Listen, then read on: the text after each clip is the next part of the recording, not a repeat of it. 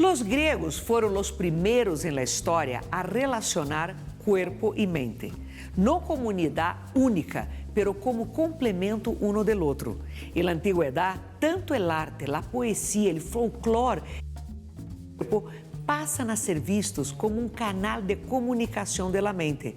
Donde hay un corazón, hay un intelecto, decían los griegos.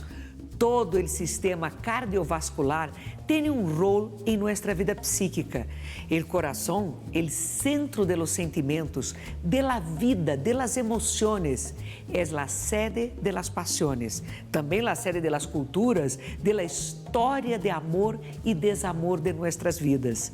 Enfrentar a la enfermedad cardíaca es más que cuidar a un cuerpo, es enfrentar la propia historia, la historia de muchas pasiones, de muchas desilusiones.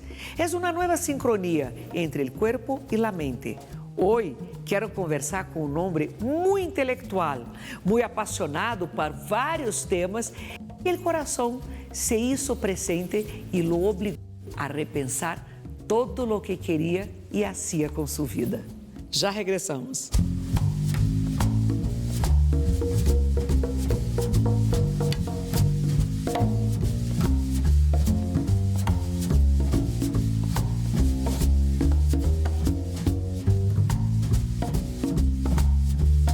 Bueno, y hoy tengo el placer y la dicha de tener el más de Rede Más. Mauricio Reina, bienvenido, Mauro, qué delicia. Feliz de estar acá contigo, Flavia. Cheers, Estábamos salud. en mora de tener Es verdad. este brindis y esta conversación. Salud, bienvenido. Salud. Gracias. Não, eu sei, porque tua agenda, además, é super apretada, não? Entre todos os programas que haces e todas as coisas... No quedó marcado, no tomaste nada. Eu tomei. Toma, porque Mira, estamos bien. Sí, quedou muy bien. marcado. Você já estava tratando justo de não deixar muito marcado. Muy bien, muy bien. Pero entre as mil coisas que tu haces, tampoco é fácil não encontrar tempo para estar contigo. Pues en realidad sí hago muchas cosas, trato de organizar el tiempo lo mejor posible. Yo en parte me dedico a la economía, a la investigación económica, en parte al periodismo, en parte a la crítica de cine, un poquito de todo. Pero tu sigues jogando tênis, por exemplo? No, yo dejé de jugar tenis hace 4 Quando? años. Depois do problema cardíaco? Sí. Porque eu me acuerdo que tenho amigos que jogam contigo e diziam que tu jogavas muito e eres um bom jogador. Que foi o que passou aí com o coração que te impediu disso? Pues mira, yo jugué squash mucho tiempo, más o menos 14 años o 12 años o algo parecido. Me pasé al tenis porque el squash es de mucho impacto, mucho Sí. movimiento, muy intenso. Me pasé al tenis y un día, después de jugar tenis, me senté a tomarme un jugo delicioso, de esos jugos helados que uno se toma después de hacer deporte, y de repente empecé a sentir como un ardorcito en el pecho. Dije, no, muy frío el jugo y esto no debió ser así. Foi Y com una- um jugo que te has dado conta? Sí, pero pues el jugo no tuvo nada que ver en realidad, porque lo que me estaba pasando es que me estaba dando un infarto. Yo no sabía qué me estaba pasando porque ni el brazo, ni el dolor, nada. Era Nada de sencillamente mareo, dolor en la espalda, nada. hormigueo, nada. ardor y Qué una gran miedo. incomodidad. Eso es lo que la gente llama sentirse incómodo. Eu pensaria que era um reflujo, se fora comigo. Eu diria, Exato. bueno, o jugo me deu reflujo. Exactamente, una especie de gastritis o algo parecido. Y no, resulta que me voy yo a la recepción del club donde yo jugaba en ese momento y empecé como a tratar de decir pues si había alguien que me pudiera llevar a una clínica. Llegó un amigo mío, hola Mauricio, ¿cómo estás? Pues no, no estoy muy bien, vámonos para una clínica. A los 15 minutos estábamos en una clínica, imagínate, 3 arterias con obstrucción. Caramba! Una al 100%, otra al 80%, otra al 30%. Como tomaste esse diagnóstico? Bueno, en primer lugar, no tuve mucho tiempo para tomar diagnósticos. Pero isso porque viene depois também, porque aí Claro. uno realiza todo o que tem que fazer depois de um problema cardíaco. Claro, después de eso sí, después de que se resolvió todo afortunadamente, allí sí tuve tiempo de reflexionar y hablar un poco con los médicos. Es la combinación de dos cosas. Yo no tenía sobrepeso, Exacto. yo no era fumador, este es el vino de este Deporte, mes. vida tranquila, organizadita. No, vida tranquila no. Mucho estrés y un factor hereditario que hace que haya una tendencia a que pueda haber obstrucción de Ou seja, em arterias. tu família já existia casos de problema cardíaco. Sí, no graves, pero sí con elementos hereditarios y mucho estrés. Lamentablemente, pues tantas actividades en tan poco tiempo, uno cree que las está manejando y resulta que a veces la atención lo maneja uno, Flavia. Caramba! E aí, como foi depois disso? Poder administrar e retomar tu vida, porque deixaste o tênis. Sí. Que haces de deporte? Lo que yo estoy haciendo es trote y tratar de vez en cuando de hacer algún deporte adicional, pero sobre todo el trote juicioso, yendo cada 6 meses donde mi cardiólogo, haciéndome los exámenes, tratando de cuidar más o menos la alimentación. ¿Por qué digo más o menos? Porque la vida está llena de placeres, Sí. ¿o no, Flavia? Sí, y si sí, uno no vive con los sí. placeres, pues también no Sí. tiene tanto sentido. Que cambia em tu vida depois de todo isso em termos de emotividade, de percepção de vida? Porque os que lhe tocam no coração dizem que é sentir que renasceram outra vez, que há que replantear certas coisas, há que soltar certas... Que foi o que cambiou para ti emocionalmente? Aunque no lo creas, no mucho. Puede ser un acto de inconsciencia, es posible que yo sea un inconsciente absoluto, o es posible que tenga una manera distinta de vivir la vida. Yo resumo mi manera de vivir la vida como un esquiador que va cuesta abajo y que lo que va tratando de hacer es no caerse, disfrutar un poco el paraje, disfrutar el aire, pero no se detiene. Me gusta. Para bien o para mal, yo no me detengo. Trato, eso sí, de evitar donde hay piedritas y si el infarto fue una piedrota, pues me voy por otro lado, a hacer mis exámenes, estar... Pero cambiar esencialmente mi vida. Ou seja, não tuviste aquele momento de replantear No. coisas? Eu tampouco. No es mi temperamento, tampoco. no es mi personalidad. ¿Tú qué cambiaste? Nada, nada. A gente diz, não, pero el câncer é um maestro. Não, para mim não foi um maestro, foi uma enfermidade. E já, para ti também foi uma enfermidade. ¿Y crees que es un poco inconsciente que tengamos esa actitud? Não, eu creio que é que uno não, de verdade não percebe a dimensão da coisa, ou talvez outras pessoas dimensionam de maneira distinta. Sí. Lo tomam como um aviso. Eu não tomei como um aviso, eu tomei como um percance da vida. Como tu dizias, ele esqui e de pronto tem um árvore e te tocou desviar um pouquinho, pero não tomei como um freno na vida. ¿Tú tomaste como un freno de alguna manera? No, pero yo sí creo que habría que reflexionar acerca de qué circunstancias de la vida propiciaron ese momento de salud tan delicado. En mi caso, muy delicado, por suerte se resolvió perfectamente bien.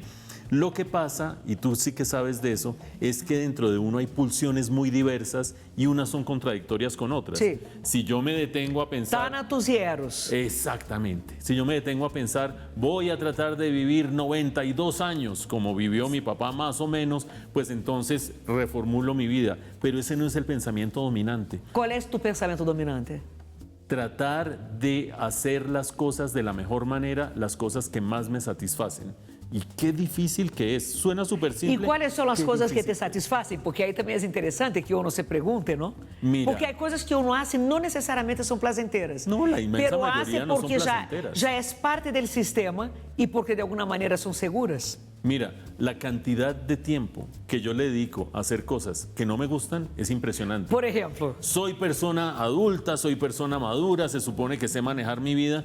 La cantidad de tiempo que le dedico a cuadrar agenda, a confirmar a la gente, a ver si sí o si no, a mirar las cifras de los impuestos, a llamar a mi contadora, a atender que hay que hacer concertar la cita para la conferencia, a buscar a los invitados, es impresionante. Y todo eso lo detesto, eso se llama fricción en la vida. há momentos onde tu estás solo contigo e tus pensamentos? Sí, sí, y me gusta mucho estar solo. Ok. A mí me gusta mucho estar solo.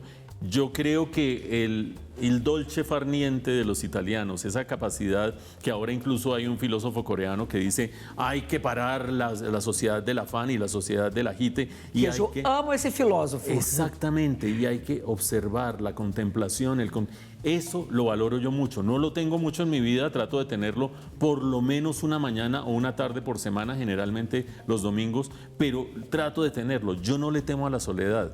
Yo no le temo a confrontarme a mí mismo. Yo creo que yo te he contado, yo hice 5 años de psicoanálisis 4 veces por semana. Eso son 1000 sesiones de Sim, psicoanálisis. isso é praticamente uma formação, não? Sí, É praticamente, tu te puedes de quizás auto-intitularte já meio preparado para ser psicoanalista.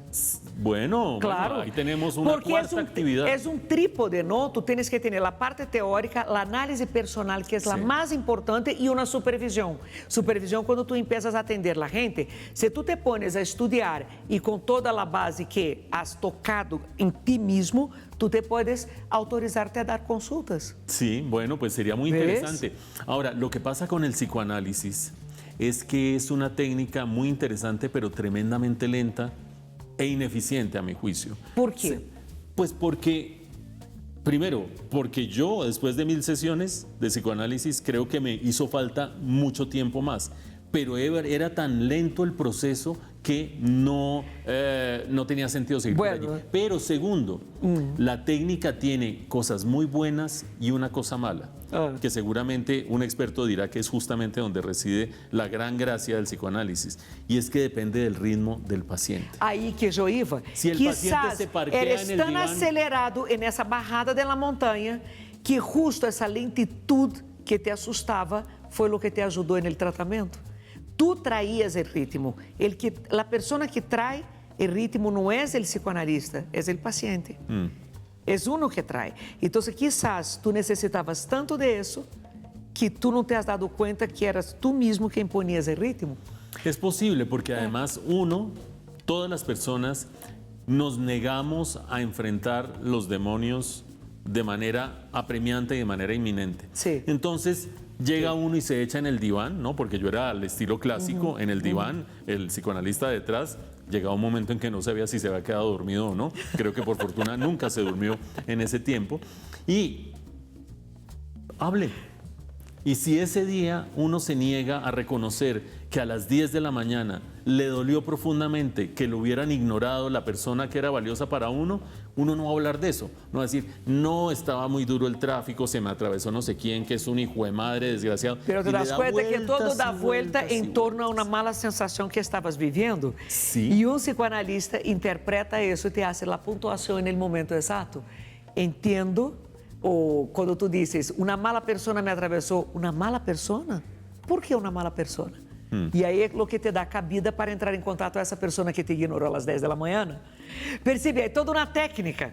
De pronto, quizás para o futuro que estudes a técnica, pode ser que descubras uma nova profissão. Es posible y de hecho tiene muchas cosas muy interesantes porque el solo hecho de que uno cotidianamente esté recorriendo su discurso interior y lo esté revelando a una tercera persona o a una segunda persona, le muestra a uno cómo es la narrativa interior. Y la narrativa interior, creo yo, y tú me corregirás, que eres profesional y experta en el tema, es fundamental para el bienestar. Total, Si uno total, está todo el tiempo total, con el discurso interior total. de que esta vida es una desgracia, Sí. pues ¿qué va a ser la vida? Es la historia que tú te cuentas, es la que crees. Sí. Tú que vas a contar la historia de tu vida, no soy yo. No soy yo que me voy a sentar y decir, Mauricio Reina, la historia, pa, pa, pa. No, eres tú. Tú que te estás contando. Pero ¿por qué buscaste análisis? Porque yo tengo una gran inconformidad estructural en mi vida. ¿Te parece una buena razón? Todos tenemos.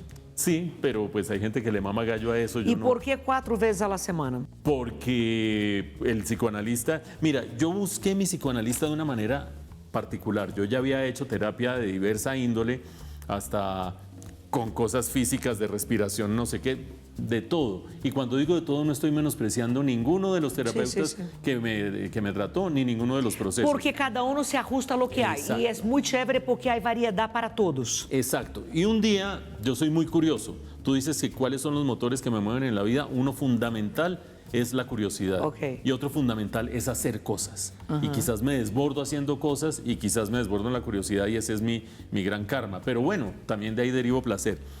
Leyendo un artículo sobre Francis Bacon, sobre el pintor, y reflexionando sobre cómo el estilo de Francis Bacon muestra el gran desgarramiento de la persona interiormente. Hay que recordar que Francis Bacon pinta a sus personajes distorsionados. Un y poco con al estilo Picasso, ¿no? Exacto, y con mucha textura en el óleo y en la pintura que muestra como la textura de la piel. Leyendo el artículo de análisis de la pintura de Francis Bacon sobre el desgarramiento de los personajes, vi yo quién escribe esto, y era un psicoanalista colombiano. Y yo dije, ay, ¿Cómo se llama? se llama Alejandro Rojas. Porque mira que hay pocos, ¿no? Y hay muy buenos, hay pocos, pero muy buenos, porque incluso algunos que tienen libros editados y artículos bastante aclamados en la sociedad, Sí, pero no se habla mucho. Alejandro Rojas es muy bueno, vive hoy en día en Suiza. Ok. Después con psicoanalistas que yo me he ido encontrando, les digo a Alejandro Rojas, ah, sí, Alejandro Rojas, no sé qué, si sé cuánto. Y yo busqué el artículo, pues tenía el artículo, busqué al personaje y estaba en Bogotá, estaba ejerciendo el psicoanálisis en Bogotá y dije, yo quiero hablar con este personaje porque me interesa muchísimo la manera como hizo esa conexión entre arte y reflexión sobre la condición humana. Y Pero me es fui que para el allá. arte habla demasiado del inconsciente, demasiado. Sí. Cuando tú paras de frente a un cuadro y empiezas a analizar, tú percibes cómo la persona se comunica a través del arte. Sí. Agora, te pergunto uma coisa, 5 anos de análise, 4 vezes a la semana, ¿qué te dejó de bueno? Porque dijiste que es lento, te pareció lento y te pareció que no llenó totalmente, pero ¿qué te dejó de bueno ahí ese proceso? Mira, hay muchas cosas buenas que deja un proceso de esos, pero voy a simplificar en una sola idea. Entender mejor cómo funciono yo interiormente y cómo funciona mi monólogo interior. Yo soy una persona, a pesar de todas las actividades que hago, soy una persona introvertida y solitaria. Y cuando uno es introvertido y solitario, habla mucho consigo mismo en silencio. Está todo el tiempo dándole vueltas y vueltas y vueltas. Y si uno no se monitorea desde afuera, no entiende cómo es ese monólogo interior. El psicoanálisis, al estar todos los días hablando durante 50 minutos de uno mismo, le permite a uno ver cómo evoluciona el pensamiento interiormente. Y eso le permite a uno ver por dónde baja el agua. El pensamiento es como en una montaña, el surco que se va formando por donde baja el agua. Y baja por el mismo lugar, y baja por el mismo lugar, va haciendo un lecho y va constituyendo un río. Y uno nunca visita el bosque del otro lado, la zona florida de más allá, sino que baja siempre por el mismo camino. Me Pero- sirvió para descifrar ese Exato, e camino. como te sientes hoje quanto a isso? Essa água bajando por aí e esses caminhos que haces, te dá angústia ou é algo que hoje te sientes bem? Primero, creo que es muy difícil de cambiar, porque tú dices, ah, sí, ahí hay un surco que se armó durante... Pero não se cambia, a análise não cambia nada. No, uno lo tiene que cambiar después. Não, bem, não é um processo de cura porque não se parte de um princípio de uma enfermidade. Se parte que uno aprende a analisar e não necessitar de certos sintomas. Pero entender que toda a vida tu vas a estar caindo e utilizando tus síntomas a cada tanto. Claro, pero si yo fui al psicoanálisis porque tenía una gran insatisfacción interior con el mundo que me rodeaba, Ok. buscaba una solución. De pronto ahí Pero está não el te error. dá soluções. Não dá te hace soluciones. entender por que tienes que sentirte como te sientes. E te dou outro dato, ou seja, uma das coisas que disse Winnicott, que é um dos que me encanta, é que a madurez, ou digamos, a autonomia personal é a capacidade de aceitar ou viver bem com a própria soledade. Nós Sí. somos solos ao fim Sin do dia. duda, totalmente. E o hecho que tu puedas sentirte bem com tu soledade e não assustado é o que te dá autonomia, o que te hace sentir que de verdade eres capaz de gestionar tu vida. ¿Y sabes qué creo que es muy importante de lo que estás diciendo? Que ser solo y sentirse solo es una condición propia de todos los seres humanos. Chegamos solos e nos vamos solos. E E nos por vamos mais solos. que estés com 30 pessoas Sim. alrededor, casado, 10 filhos, há um momento de soledade, de autonomia, Claro. de não angustiarte por isso. E Pero a gente que não. la percepción del mundo que cada uno de nosotros tiene es tan singular, tan única. ¿Cómo voy a pretender yo entender cómo estás tú en el mundo? Tú tratas de explicarme, de decirme mis angustias, mis afugias, pero el sentimiento de saber quién es Flavia solo lo tienes tú. Total. El de Mauricio solo lo tengo yo. E que cambia. ¿Y que cambia? Cambia, Claro. porque a narrativa cambia. Sim. De acordo com que tu te vas conhecendo e vai entrando em contato com essa soledade, tu te permites cambiar. Pero o que vemos hoje em dia, talvez, é uma sociedade que tem muito medo a isso, a perder o que montou e queda agarrada a essa imagem porque de aqui não puedo sair. Então, o processo não foi de todo malo. Tu Te estou hiciste dizendo para não dizer a la gente, dejar de pensar, não hagan análise, é muito custoso, muito dispendioso, e não. Pero es muy interesante, es Claro. muy interesante. Lo que pasa es que no es eficiente en el hallazgo de soluciones. Y quizás Pero ahí não está el está problema. buscando soluções, Por isso, aí porque está não o se problema. parte de um princípio que tu tens uma enfermidade ou que tens um problema. Parte de um princípio que tu tens alguns sintomas e que há que entender a relação com esses sintomas e entender por que los necessitas. Então, qual é o único objetivo da análise? Que tu puedas cada vez menos depender de los síntomas. Pero Sí. sempre vas a depender. Então, se eu sou alcoólica, em la análise te vai ensinar por quê do alcoolismo. E a ideia é que tu não tenhas que depender do alcoolismo sempre. Pero puede que tu caigas a cada tanto como agora. Salud. Salud. Salud. Pero me gusta o processo. ¿Tú hiciste terapia? Toda a vida. Toda la vida. Toda ¿Sigues la haciendo? vida. Mira, eu empecé com terapia, deveria ter uns 7 anos de idade.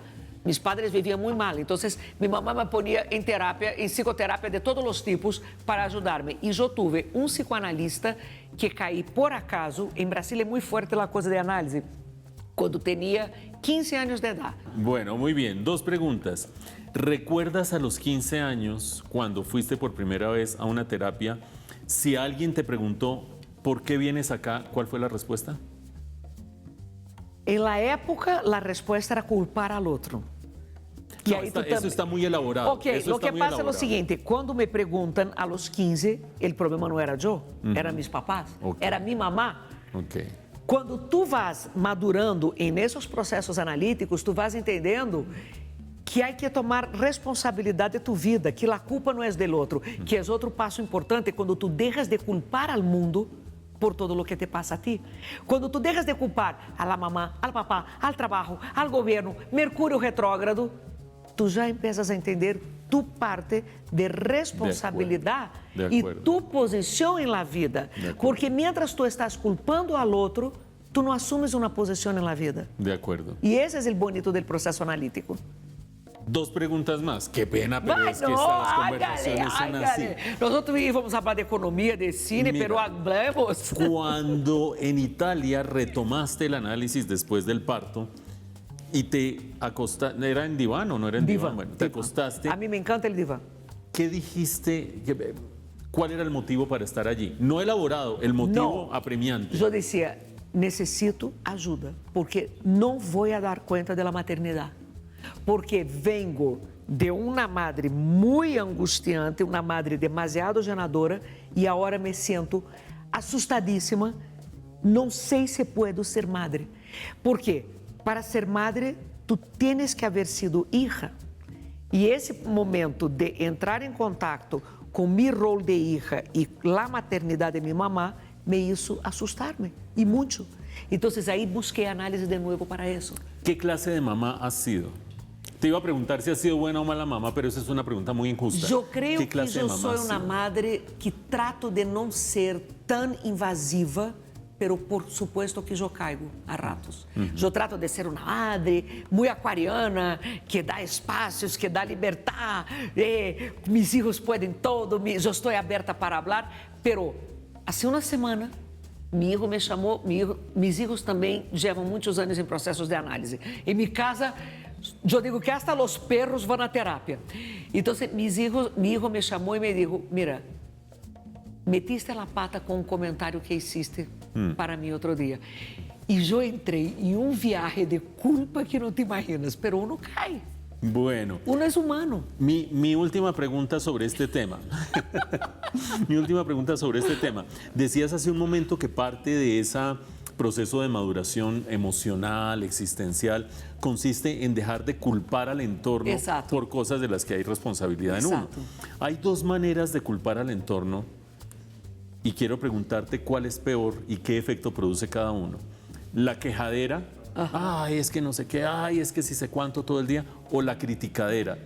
Fulano, mengano, perencejo, es malo, es no sé La qué. criticadeira. ¿Cuál es peor? La criticadeira. Porque quando tu estás hablando fulano, beltrano, tu estás hablando de ti. Tu estás identificando en el outro aspectos tuyos que não estão bem trabalhados e que te estão alborotando por adentro. E isso serve para a relação com pareja, com os hijos, com os padres, com todo. Tanto que uno solo madura em la vida quando deixa de culpar a los padres. Quando já disse, sabe o quê? hicieron lo que pudieron hacer. Son las personas que son, y yo hoy tengo la tarea de mejorarme a mí, que esa es la tarea constante. Ahí te pregunto, después de todo el proceso cardíaco, ¿cómo te sentiste? ¿Culpabas al mundo? ¿Culpabas a ti? ¿A quién culpaste por el proceso cardíaco? Pues mira, hay una circunstancia que fue muy favorable y es que mi corazón salió intacto. Es decir, 3 obstrucciones, una al 100%, otra al 80% Caramba. y otra al 30%. Caramba. Y el corazón salió intacto. Y creo que la mente es muy complicada porque la mente se concentró en el resultado. Sí. El corazón salió intacto, estoy bien, sigo esquiando, sigo adelante bajando por la cumbre. No culpé a nadie porque no había de qué culpar. Si yo hubiera quedado con alguna secuela, hubiera quedado con estragos, hubiera sido más complicada la cosa, seguramente estaría buscando responsabilidades en mi comportamiento, en la alimentación. En el ADN, uno busca, queda con rabia. ¿Por qué en mi familia eso? ¿Por qué yo hice eso? ¿Por qué menos? Porque la gente dice, tú tienes que bajar la rabia. Sí. Y no hay rabia, ¿no? No, nada. Hay vida. Afortunadamente quedé bien y afortunadamente no culpo a nadie porque afortunadamente no hay de nada que culpar a nadie. Bueno, vamos a un corte, ya regresamos con Placeres con Mauricio. Dentro de un minuto regresamos con el programa de Mauricio. Estamos de vuelta con Placeres con Mauricio. Bueno, gracias. No, tú me preguntabas de tipos de análisis. Claro, tú tienes Óyeme, varios ¿tú estás pensadores. segura que a esta hora de la noche la gente oyendo de análisis lacaniano está feliz? Bueno. Yo creo, Mauro, que la ventaja es que ese programa hay públicos de todos los gustos, ¿sabes? Sí. Nosotros aquí ya tuvimos varias personas distintas con conversaciones para varios lados. Muy bien. Y la gente disfruta. Análisis lacaniano, de los distintos tipos de psicoanálisis, el lacaniano, que es el que más te toca gusta. explicar un poco. Dentro de la psicoanálisis existen varios pensadores. Yo digo siempre que Freud tuvo fortuna, no le tocó leer a nadie. Exactamente. Es solo Freud. Wow. O sea, a él nunca le ha tocado leer ninguno de los ensayos lacanianos, que son enredadísimos. Y te digo una cosa, yo llevo 5 años de escuela de psicoanálisis. Yo estoy stuck, yo estoy bloqueada leyendo Lacan, porque es de un difícil la comprensión que no te imaginas. Pero los lacanianos tienen una visión mucho más profundizada y algunos conceptos freudianos que no están mucho de acuerdo, no comparten la pulsión de muerte. Los ensayos de Lacan son mucho más duros, ellos trabajan con tempos lógicos, no tempos cronológicos. Tú vas a una análise lacaniana, si tú dices a los 5 minutos algo muy importante, el tipo te dice, listo, nos vemos la próxima semana. No la me próxima digas, semana. ahí para. Chao. Ellos no trabajan con el tiempo de los 50 minutos de consulta y todo más. Ellos trabajan distinto. Ellos trabajan con las últimas palabras que tú dices. Entonces tú me dices, análisis lacaniana, y yo te digo, lacaniana. Quiero preguntarte algo en tu condición de terapeuta. En el análisis y en muchos otros tipos de terapia, el lenguaje es fundamental. Total. Porque el lenguaje es el que le da forma. Y Lacan trabaja con los símbolos y trabaja con los errores del lenguaje. Cuando tú cometes un acto fallido y se hace la junción de las palabras para ver qué es lo que tu inconsciente habla. El inconsciente de nosotros es difícil tener acceso. Y damos acceso con los síntomas, con el lenguaje y con el no lenguaje. Tú tienes una gran virtud para el lenguaje, para el portugués, por supuesto, lengua madre, para el italiano, para el inglés, creo que para el francés también. Muy poco. Bueno, pero para el español, sin lugar a dudas. Hay mucha gente que no tiene la capacidad de hablar claramente, ni siquiera construye frases completas, pero no es un problema emocional, es un problema comunicacional. ¿Qué hace un terapeuta cuando el lenguaje, que es el mecanismo mediante el cual llega al paciente, está totalmente obstaculizado por las condiciones? Escribe. ¿Saben que hay analistas que recomiendan a la gente escribir? Y analizan en sesión los escritos del paciente. Entonces hay gente que tiene tanta dificultad, o por ejemplo, te doy otro ejemplo práctico. Hay traumas que no hay como nombrar. para mim, o mais grande trauma seria perder a um hijo. Há coisas que te destruem de tal maneira que te destruem incluso a capacidade de poner um símbolo linguístico para contar. Então, quando tu estás nesse momento del trauma ou quando tu tens algo que não puedes nombrar, a escrita te ajuda muito. Aunque não escribas exatamente sobre o trauma ou sobre isso, pero el hecho de escrever, tu inconsciente também habla. Quando tu escreves, há um inconsciente actuando. Quando tu pintas, há um inconsciente actuando. Quando tu bailas, a gente del baile também está no inconsciente. E o silêncio também há inconsciente. Quantas vezes se trabalha ou se analisa os silêncios em análise? A pessoa chega e não habla. Pero se analisa que as manos, a respiração. Tú eres tremendamente, exteriorizas mucho. Eres histriónica, eres comunicativa, eres alegre en apariencia. ¿Cómo es tu inconsciente? Aún não sei. ¿Cómo? Llevo a vida tratando de chegar e acessar. E os sonhos, que são, como dizia Freud, a via para chegar ao inconsciente, eu me olvido, apenas me desperto. Ou seja, eu tenho sonhos tão reais em la mitad de la madrugada, por la manhã se me olvida. Quando me acuerdo, eu trato de apuntar e escrever para levar para a análise, pero é difícil.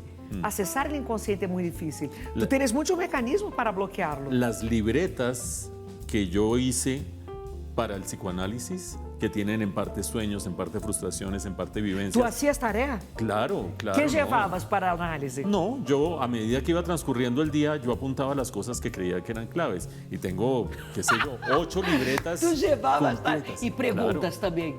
Y preguntas también. Me muero de la risa con sí, eso. pero el psicoanalista era tan ortodoxo que no respondía a las preguntas. Claro. Eso lo miraremos, eso lo miraremos. Pero te quiero preguntar algo, no puedo perder esta oportunidad maravillosa.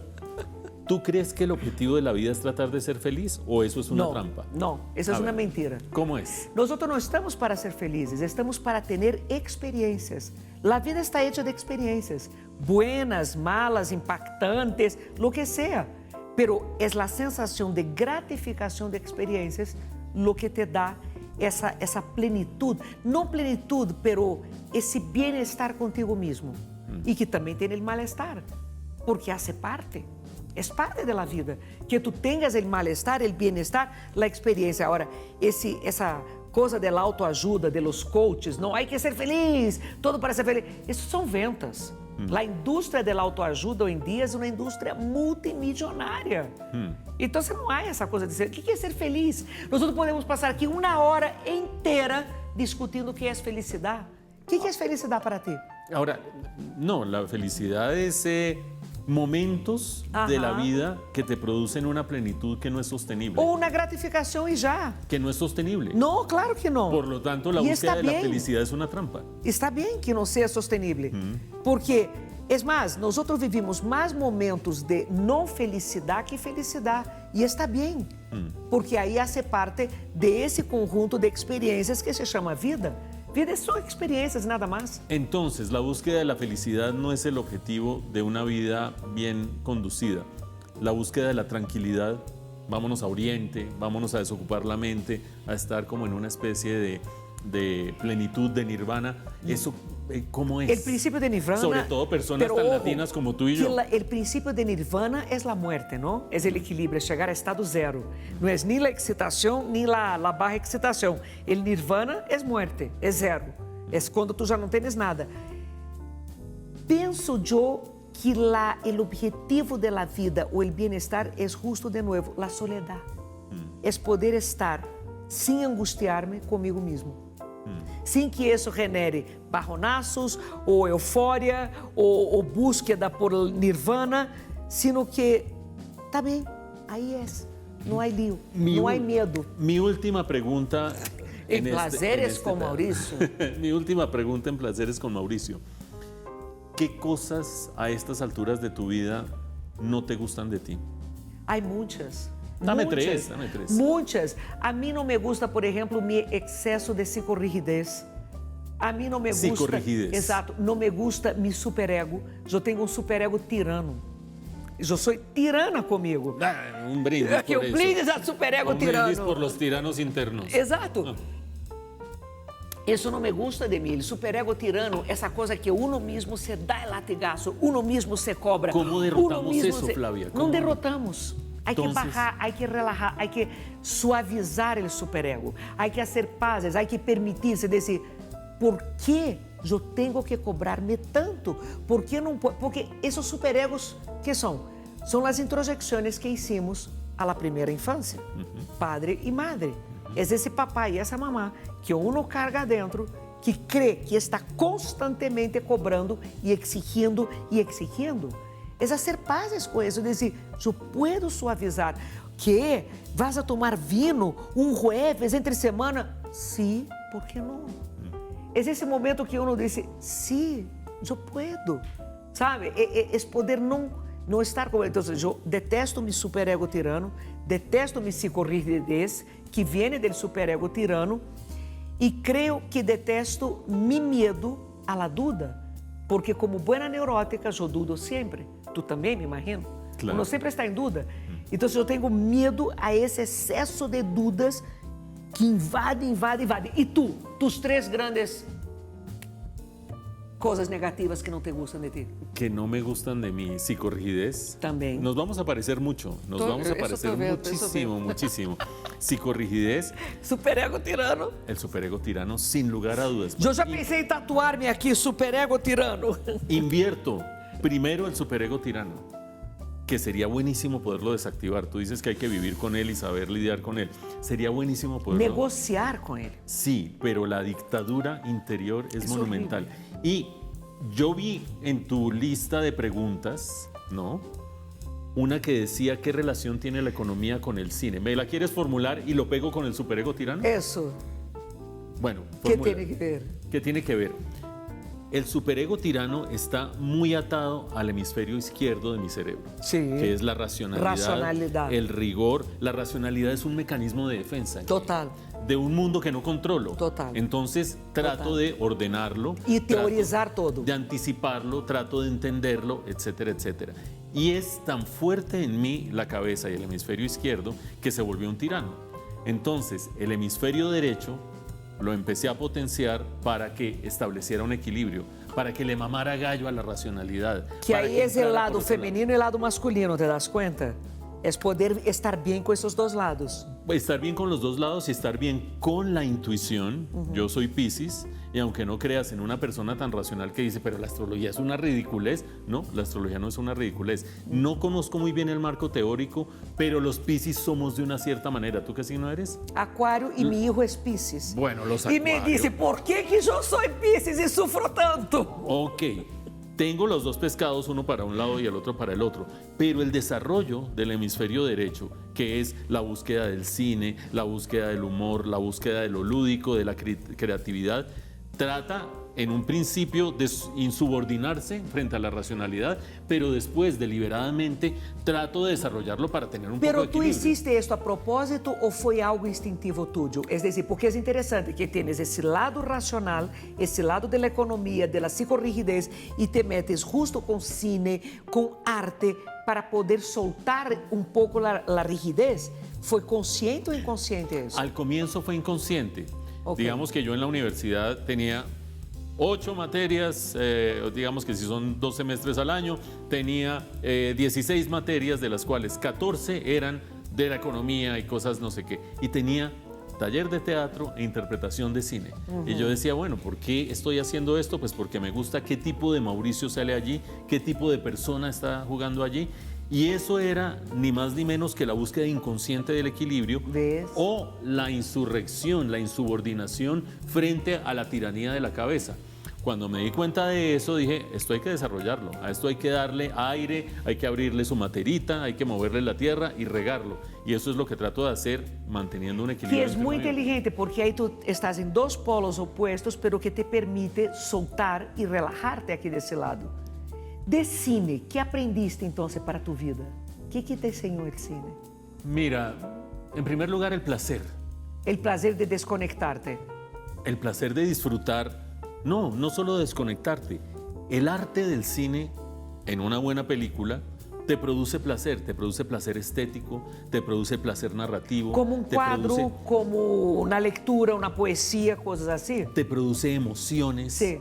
Y efectivamente te desconecta durante 2 horas si es que eres suficientemente inteligente para dejarte llevar por una buena película, te desconecta del resto durante 2 horas. Y eso ayuda a bajar un poco la presión.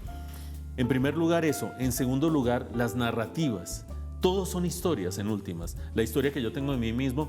Flavia, cuéntame en 2 minutos tu vida. Y tú, consciente o inconscientemente, escoges los hitos. Yo soy una hija que a los 14 años, mis padres, qué sé yo, después fui madre. Y dejaste de lado una cantidad de aspectos de la historia y te concentraste en esos. ¿Por qué? Ese es el agua que va bajando por un cauce en la montaña. El cine, en últimas, es una narración de la vida. ¿Por qué ese personaje? ¿Por qué ese conflicto? ¿Y por qué no otro?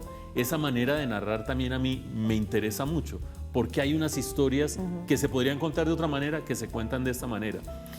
Y finalmente hay algo que no es menor en el cine, y es un perro caliente. La delicia del perro caliente, que yo no como carne roja, pero en el cine... Yo no como en películas. Y fui una mala madre porque íbamos al cine y decía, o se ve película o se come. Y nunca compré nada. ¿En serio? Hoy ellos tienen trauma y van al cine y compran crispeta, perro caliente, chocolate, gaseosa, así, todo un combo de cosas. Pero yo tenía la percepción que si yo voy al cine, yo no puedo distraerme comiendo. Pero no es puedo. una distracción. Y hasta hoy yo tengo eso. O sea, voy al cine, lo único que tengo es una botella de agua, porque voy tomando agua durante la película y ya. Es una necesidad de concentración en lo que estoy haciendo. Si uno come, no siente el sabor de la comida o no está al tanto de lo que está pasando en la tela. En mi caso, disfruto las dos Es cosas el por perro igual. caliente, crispeta y todo. Sí, las crispetas un poco menos, aunque son totalmente adictivas. Pero un buen perro caliente... Es que yo me he dedicado una parte del tiempo a la crítica de cine, quizás tú sepas. Sí. Y han sido como 23 años dedicados a eso. Y más o menos los primeros 10 años yo iba juiciosamente a las funciones de periodistas. Eso es todo un cuento, ¿no? A las 10 de la mañana. A las 10 de la mañana, exactamente. ¿Quiénes son los que van? ¿De qué clase de medios van? Uno ve al vecino de la silla de al lado y sabe exactamente, este trabaja en tal clase de medio, está haciendo tal clase de reseña. Aquel solo va por el seguramente... perro caliente. Exactamente. Y a las 10 de la mañana, que en realidad la película empieza como a las 10:45, es inevitable comerse el perro caliente. Si uno está a las 4 de la tarde, de pronto pasa derecho o qué sé yo, pero a las 11:30 de la mañana un perro caliente es inevitable. ¿Cómo hiciste durante pandemia? Con Con esa pasión por el cine, porque yo entiendo que la persona cuando es crítica de cine no puede en tela chiquita, tiene que ser pantalla grande. No, hubo una gran posibilidad y fue revisitar, palabra horrorosa pero que es súper descriptiva, películas de antaño, es decir, poderme meter en plataformas y pues no ver en el teléfono, que eso es horroroso, pero sí tratar de ver en un monitor relativamente razonable películas con las que yo crecí, películas de la juventud. Por ejemplo, ¿qué no películas veía... que te marcaron? Bueno, ¿quieres que te haga mi top 5? Eso jamás lo hago por una sencilla razón que tú me entenderás, y es que eso cambia a lo largo del tiempo porque uno va cambiando la perspectiva. Claro. Y más vale que en películas o en cualquier cosa tú no te cases con un top 5 de nada. Ay, yo toda la vida he dicho que mi top 5 de no sé qué, te fregaste, dejaste de montar. Porque en cada época de que estás en la vida, la película te entra de una manera distinta. Y ahí, por eso tú dijiste, fui a revisitar los clásicos que crecí. ¿Cuáles eran esos clásicos? Bueno, yo tuve la inmensa suerte que cuando empecé a ir a cine, di tú que tenía 12 años, 14 años, iba desde chiquito con mi mamá, pero pues veía cosas maravillosas como por ejemplo las películas de Disney o cosas parecidas. Pero cuando empecé a ir autónomamente, más o menos a los 14 años, con compañeros, había un florecimiento del cine de Hollywood de autor. Entonces uno veía películas de William Friedkin, uno veía películas de Stanley Kubrick, uno veía las primeras películas de Scorsese. Y cuando tú miras retrospectivamente, esa fue una época maravillosa en Hollywood, porque fue el agotamiento de los clásicos, de los grandes estudios, Y antes de que surgiera en los 80s otra vez la fuerza de los grandes estudios, en los 70s, finales de los 60s y los 70s, hay cine de autor. Y ahí está el artista, lo que estábamos viendo en pintura, en el caso de, que yo te mencionaba, está aquí en el cine y es la posibilidad de ver, aquí hay un director que no solamente es un técnico que logra aplicar iluminación, no sé qué, si sé cuánto, sino que está tratando de plasmar algo y decir algo. Taxi Driver, Naranja Mecánica, 2001 Odisea del Espacio. Sí. Todo Stanley Kubrick en realidad, todo Stanley Kubrick es maravilloso. ¿Te gustó Eyes Wide Shut, de ojos bien cerrados? De las que menos me gustó. ¿Y sabes por qué? Porque yo creo que hay que meterle mucha cabeza. Es una película tremendamente fría. Sí. Y creo yo que para todo aquel que el día de mañana se convirtió en un terapeuta, esa película le queda marcada. ¿Quiénes son los locos? ¿Quiénes no son los locos? Sí, sí. El sistema que trata de corregir a los locos es verdaderamente más enloquecedor Y la que la vida huida real. final de aquel personaje que era indígena. Te voy a dar dos géneros que no podemos dejar de tocar. Uno es el género del terror. Podemos hacer terapia alrededor de por qué a uno le gusta tanto el género del terror, el buen terror. Y hay un maestro absoluto del terror, y estoy hablando de un italiano que se llama Dario Argento. Las atmósferas que él logra es una cosa, un terror barroco, es puro giallo italiano, y logra unas atmósferas que son absolutamente encantadoras. Es imposible no dejarte seducir por ellas, pero sabes que ahí está el peligro, que así es un poco la vida a veces, ¿no? Cuando tú dices, me encanta lo que estoy viendo y me voy detrás de eso, aunque sé que eso me va a generar... Pero es la curiosidad. Es la curiosidad. Lo que mueve a uno. Entonces, Darío Argento, búscate Rojo Profundo, búscate Suspiria, que es Alarido, y hay una Suspiria, un remake de hace 4 años muy malo. Vete al original, váyanse al original, váyanse al año 77, porque de 78. italianos eu tenho sempre referência, obviamente, a Macorde de Fellini, não? Sí. Porque eu quedei sempre com essa película muito marcada por las cosas locas, Sí. também la locura Sí. de los italianos. El cine italiano, Es maravilloso. parte de mi formación, de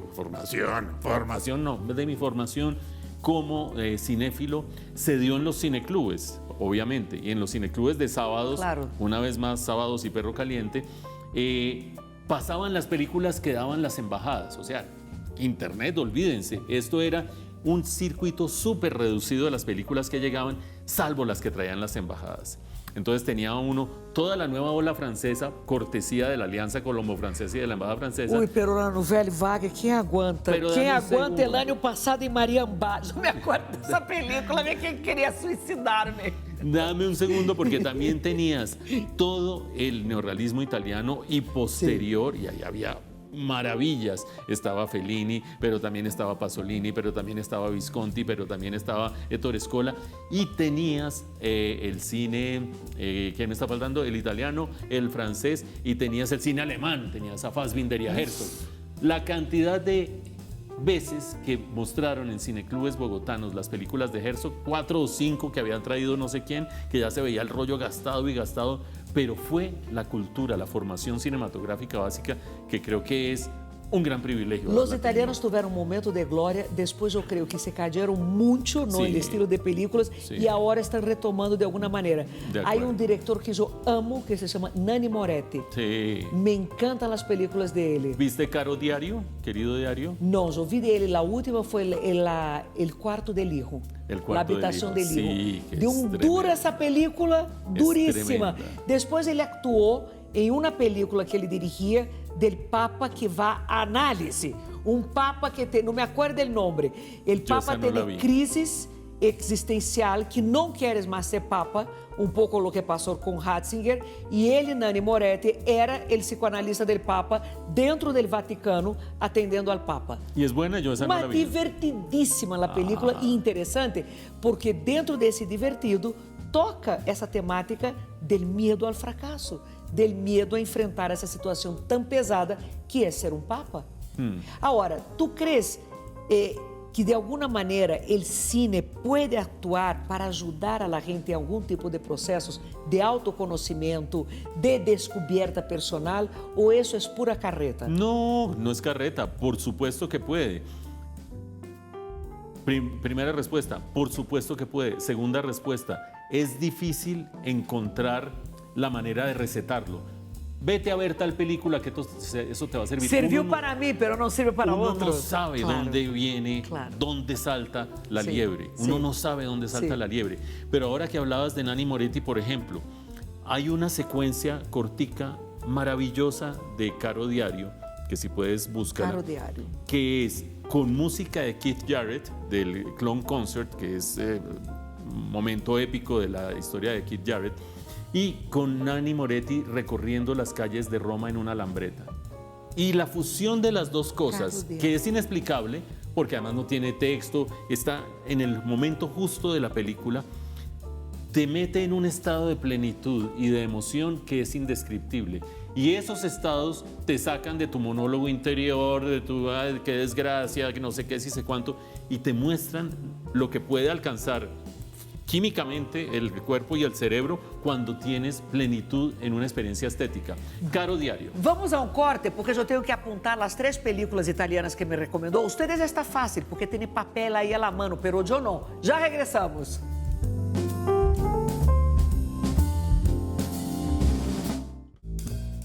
Já apuntei as películas. Agora te pergunto, cine americano, que há que salvar aí? Ou há algo para salvar? Sin duda. Porque qualquer crítico de cine mira cine americano No. como comercial, como todo muy estruturado. ¿Qué piensas tú de eso? No, sin lugar a dudas hay una máquina industrial de hacer cine. Y una necesidad de plata. Y desde los años 30, Exacto. 40, la época de oro. Y el objetivo es ese, plata. Sí, sí, es una industria de hacer cine y el objetivo es plata. Pero alrededor de eso hay recursos, alrededor de eso hay escuelas, alrededor de eso hay maestros, alrededor de eso hay técnicos, hay foquistas. Y hay 2 cosas que quiero destacar del cine gringo. Una de ellas es esa época gloriosa en que entró en crisis de identidad. Se estaban acabando los clásicos, se estaba acabando John Ford, se estaba acabando Hitchcock, años 60, y la industria estaba buscando, ¿ahora qué hacemos? Y aparecieron esos jóvenes autores que empezaron a hacer cine de autor más o menos hasta el 78 o algo parecido, cuando la industria volvió a agarrar el control. Y todo ese cine fue el cine que yo vi en la adolescencia después del colegio. Pero te voy a dar una segunda. Incluso después, cuando vuelve la gran máquina, quedan unos talentos rondando por allí. Tú eres libre de pensar lo que quieras, qué bueno que te lo digas, ¿cierto? Pero ustedes pueden pensar lo que quieran, pero uno cómo puede decir que Spielberg no es un berraco, por ejemplo, Es verdad. por poner un A mí ejemplo. me parece y muy es bueno. producto Sí. de la maquinaria de Hollywood, pero tiene un talento que logra imprimirle a productos tremendamente comerciales. Sí. O sea, yo lloré con E.T. cuando lo vi por primera Ah, vez. no, todo mundo. Bueno, Todo el mundo, claro. entonces- ¿Quién no lloró? Entonces, ¿Y cine colombiano? sí. ¿Qué piensas tú del cine colombiano? Mira, el cine colombiano se parte en 2.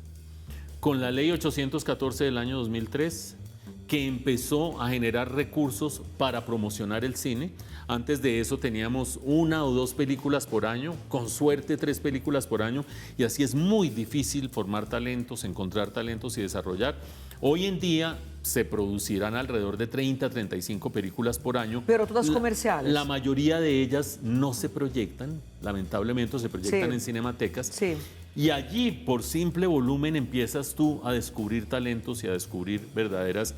Y yo creo que en el cine colombiano podríamos empezar a mencionar nombres, pero mencionar La Estrategia del Caracol como una película que Sergio parte Cabrera. en 2. Exactamente, parte en 2, creo yo, la historia de la narración del cine en Colombia. La gente de la Universal, de Felipe Aljure, que le empieza a meter el humor y la fregadera a cosas bastante serias, hasta llegar hoy en día a una inmensa cantidad de talentos. Yo he participado en algunas instancias de mi vida en ese proceso de la elaboración de la ley del cine como economista. Hicimos unos estudios donde yo trabajo en Fedesarrollo para ver cómo se podía diseñar de la mejor manera. Y siento un placer infinito de haber vivido el tiempo en que el cine colombiano era tan precario y el tiempo en que el cine colombiano da tantas flores como da hoy en día. Da muchas cosas que tampoco me gustan, pero qué bueno que hoy haya gente ¿Nunca has que dice... pensado en hacer cine, tú dirigir una película? No, pero yo he escrito guiones. Ah. Yo he escrito guiones y he escrito libretos y he trabajado en parte en televisión y en parte en cine. Y Muchas han sido frustraciones, pero he aprendido muchísimo. Pero y otras dirigir han sido também seria grandes éxitos. interessante, com toda a experiência que tens tu. Sí, pero se requiere un tiempo que no tengo porque yo soy un esquiador que va a embajada. Eu adorei essa metáfora. Eu confesso que vou utilizá-la a partir de agora. Mauro, que delícia de conversação. Tinha mais ou menos o que? Umas 50 perguntas. Logrei uma das 50 perguntas. Pero eu adorei porque de verdade nossos inconscientes falaram. Te agradeço nessa barrada del esqui que pudiste fazer tomar um vinho aqui na chaminé de la pré-esqui comigo um pouco. Sigues barrando, eu já te alcanço. Salud y salud al que llegó hasta aquí, que creo que nos acompañó en una conversación interesante. Graças a vocês que nos acompanharam nesta noite deliciosa de prazeres com Maurício. Graças a nossos vinos de Rumbajá, nos muebles de Tugol que estão maravilhosos. E agora vou invitar a Mauro a comer uma carnecita de Mis Carnes e Parrilla, que há também um chouriço, delicioso. Nós outros, nos vemos na próxima semana. Cuidem-se. Vaiam em Barrada também nesse esqui. Vaiam também. Vaiam. Tchau.